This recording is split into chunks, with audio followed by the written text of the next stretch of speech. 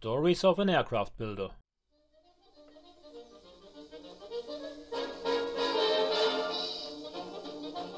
Stories of an aircraft builder. Let me take up the cudgels today for my New Zealand friends. The stories of an aircraft builder serve to tell you about my aeronautical history and my experiences. Everyone naturally has a subjective view of everything around them and thinks they are important. I am human, and I am no exception here. I want you to understand that I am aware that I myself am only a very small cog in the much larger machine.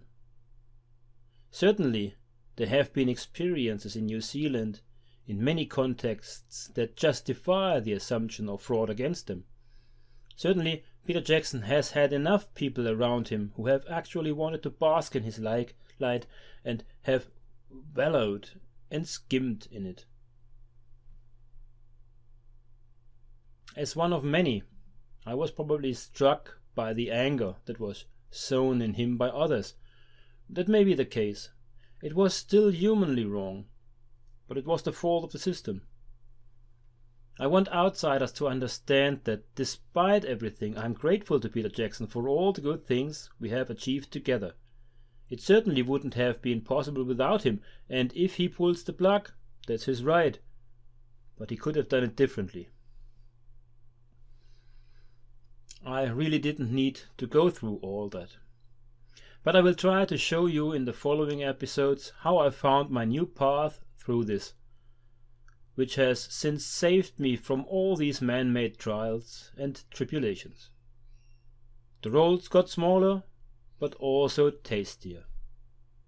In the last episode I told you the story of how it all fell apart.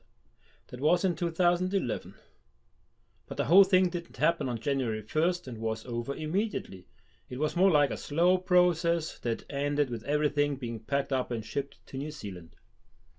It is probably well known that the now famous Wingnut Wings models model making series was an offshoot of Wingnut Wings, another company by Peter Jackson.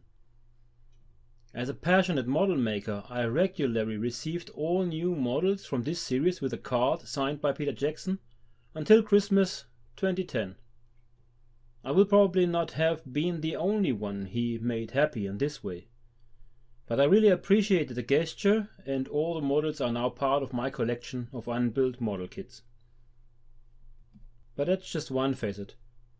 I didn't get the models as a gift because I was such a nice guy, but because many of my documents could be used for their production. I have no insight here and can't say much about it. The communication between the builders of the real airplanes and the group around Wingnut Wing models was probably not great. There are already mistakes in the models that could have been avoided. Don't misunderstand now. I had nothing to do with the models except that I got them, which I was very happy about. And these models were a marvel. Peter did a great job with them. The construction of the airplanes continued despite all the quarrels. I wasn't told about the accusations against me at first, so I didn't know what was going on in detail, although I was very much in the crosshairs. I was deliberately kept in the dark at first. I also received cryptic messages from friends in the Vintage Aviator Limited's immediate environment, including from the management level, warning me that strange things were going on here and that I should be careful what I did. I couldn't really do anything with it as I didn't have any dirt on them that I knew about. And so I carried on building and thought everything was fine. You could see from the outside that something wasn't going as it should at the Vintage Aviator Limited.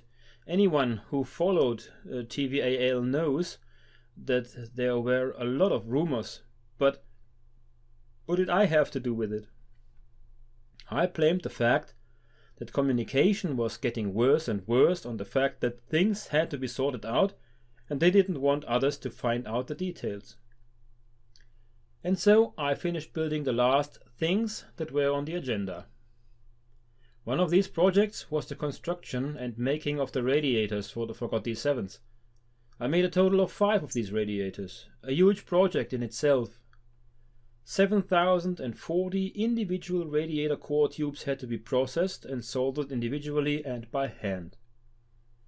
Extra brass tubing with an outer diameter of 6 mm and a wall thickness of 0.18 mm had to be made for the radiator core tubes. I ordered this in 4-meter pieces and then cut it to size myself.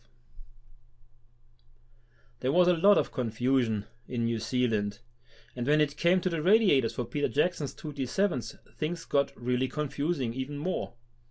At first I was supposed to pack up all the brass tubing and send it to New Zealand so that the radiators could be built there by themselves. Apparently nothing came of it. Anyway, I was contacted soon afterwards and was told by Gene DeMarco that he had already had all the radiator core tubes made in China. He wanted to send them to me to save time, which he did. In contrast to the tubes I had made myself, these had 0.4 mm walls, and they were much less effective as heat exchangers and also about over 100% heavier. A cooler like this wasn't exactly light anyway, but that was ridiculous. I told Gene as soon as I received the tubes and said that neither the cooling capacity nor the weight would be usable. I don't know what went wrong internally at the Vintage Aviator Limited and who sold which orders to where. In any case, I was told not to worry about it and to build the coolers like that. I didn't like that, but that's the way it was. The outer dimensions of the tubes weren't really right either and not uniform, and so the whole thing shifted outwards towards the housing wall with each layer, and it was a huge effort and a hassle to get the gauge right afterwards and to stack it cleanly so that it could be soldered, but somehow it worked. When everything went to New Zealand and I was waiting for approval for the other projects which should be coming, I suddenly received a message that these radiators were unusable. Well, I wasn't surprised. Someone pulled his head out of this little news and put mine in instead. I don't know who, why or how, but over the next 2 years I learned that they had decided to have new radiators built by a specialist and that it was very expensive. I was slower in building the radiators but also much cheaper, even if I spent 3 months building one. And so the year 2011 passed, with the final work for the Vintage Aviator Limited slowly coming to an end, without me being informed that this was all in preparation for a complete breakdown of the relationship. At the end of this episode, however, I would like to tell you about a little episode that I had almost forgotten, but it could also shed some light on the subject of unairworthy aircraft. It happened a little further back in 2006 when I was asked by Klaus Heller of Historic Aircraft Construction Fürstenwalde whether I knew anyone who was interested in the aircraft of Historic Aircraft Construction Fürstenwalde. I said I would ask, and so I wrote to Peter Jackson.